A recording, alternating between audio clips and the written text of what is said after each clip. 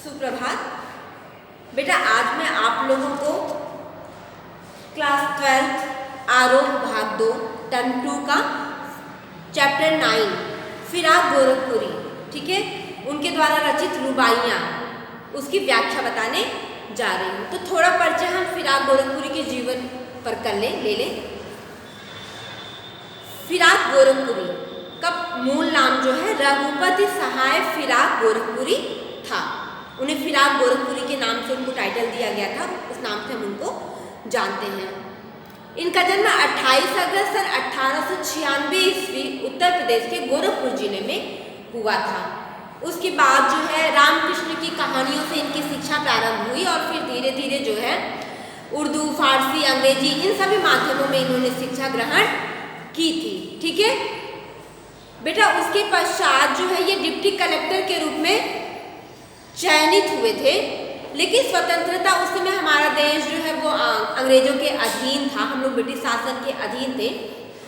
तो इन्होंने स्वतंत्रता आंदोलन में भाग लेने के लिए अपनी नौकरी से इस्तीफा दे दिया, अपने पद का इन्होंने त्याग कर दिया था। उसके पश्चात लगभग 1.5 वर्ष तक ये जो है जेल में बंद रहे।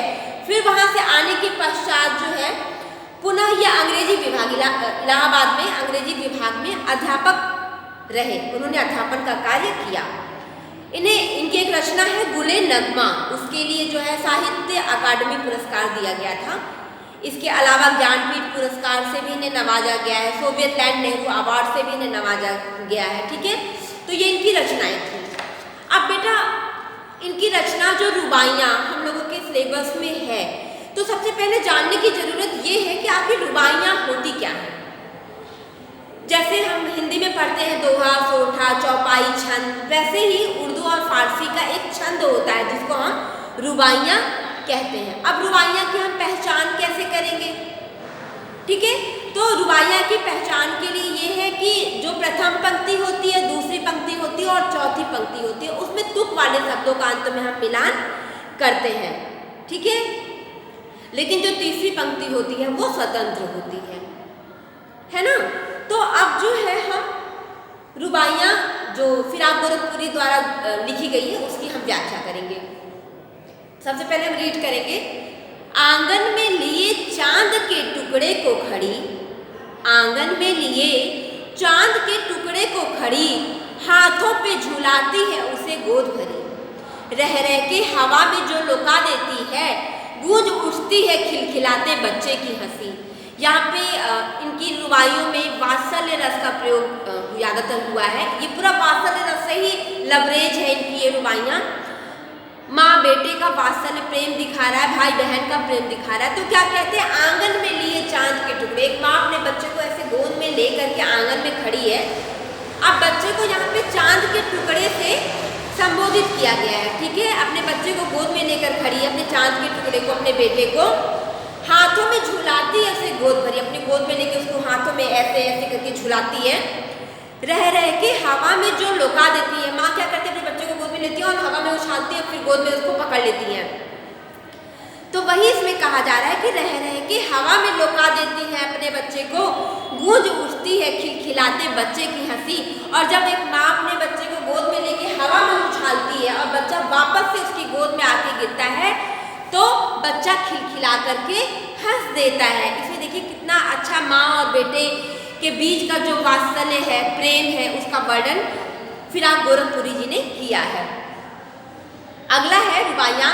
नहला के छलके निर्मल जल से, उलझे हुए गेसुओं में कंघी करके, किस प्यार से देखता है बच्चा मुँह को, जब घुटनियों में लेके माँ पिन्हाती है कपड़े। एक माँ अपने बच्चे को नहलाती है, बाल्टी में पानी भर के टब में रखती है और उसको ऐसे पानी से उछाल करके नहलाती है, तो बच्चा खूब खुश होता है।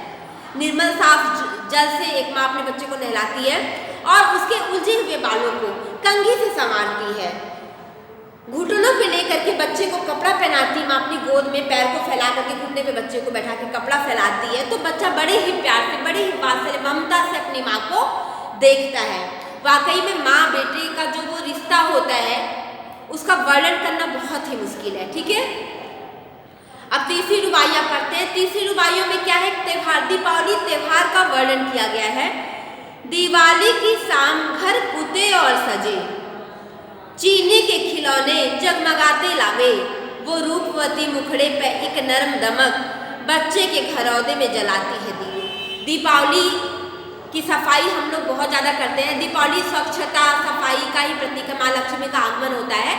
तो हम लोग दीपावली एक ऐसा फेस्टिवल होता है कि घर का कोना कोना साफ कर डालते हैं, ठीक है। अब चूंकि दीपावली के बाद धीरे धीरे ठंडक की शुरुआत होती है, तो रजाई से वूलन कपड़े जो भी गर्माहट वाले कपड़े होते हैं वो भी हम निकाल के धूप दिखा करके फिर वापस से तय करके रख देते हैं। तो दीपावली पे घर सजा है, पुता हुआ है, ठीक है। चीनी के खिलौने, चीनी के खिलौने जो हम लोग मिठाइयाँ होती है ना, हाथी घोड़ा, उसको बड़े मजे लेके खाते हैं।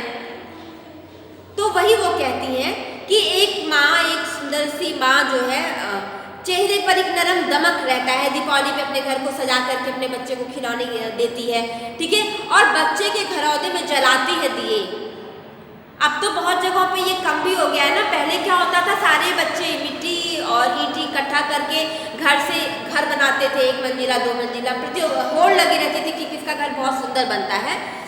तो शाम को जब माँ अपने बच्चे के घरौंदे में दिया जलाती है तो उसे बड़ा ही सुकून मिलता है। सुकून इस बात का भी रहता है कि मेरे बच्चे ने इतनी मेहनत से इस घर को तैयार किया है।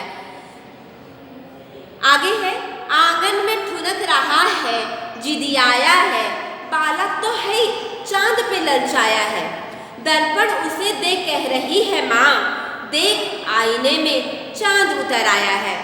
आंगन में ठुनक रहा है, ठुनक के बच्चे कैसे पटक पटक के पैर जिद करते हैं, और जिदियाया है।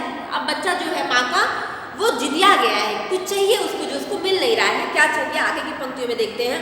बालक तो है चांद पे ललचाया है, माँ कहती बच्चा ही तो है, छोटा सा बच्चा है, कोई बात नहीं, चांद पे ललचाया है। मेरे बच्चे को चांद के लिए लालच आ गया है, मतलब मेरे बच्चे को चांद चाहिए।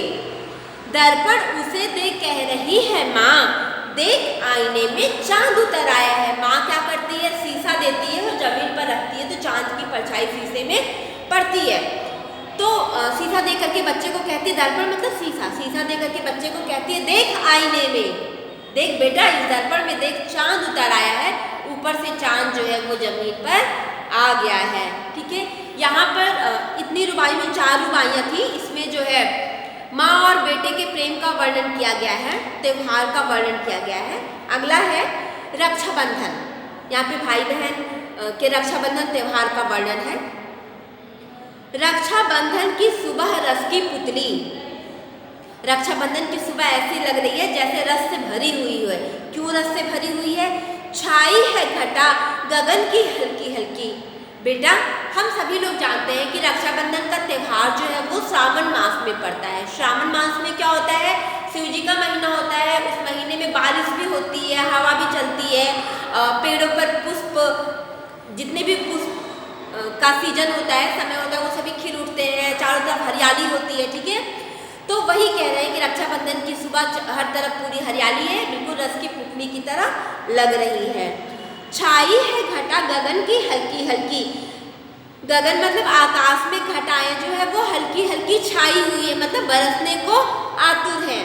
बिजली की तरह चमक रहे हैं लच्छे, भाई के है बांधती चमकती राखी। बहन अपने भाई के हाथ पे कलाई पे जो राखी बांधती है, और वो जो लच्छे हैं, राखी के जो धागे हैं, मौली के जो धागे हैं, वो बिजली की तरह चमक रहे हैं, ठीक है। तो बेटा ये रुबाइयाँ थी, इसकी व्याख्या मैंने बताई है। उम्मीद है कि आप लोगों को समझ में आई होगी। अगर किसी को किसी तरीके की कोई परेशानी हो, नहीं समझ में आ रहा हो, तो आप कमेंट में, ठीक है, मुझे मैसेज करके आप मुझसे पूछ सकते हैं, ठीक है।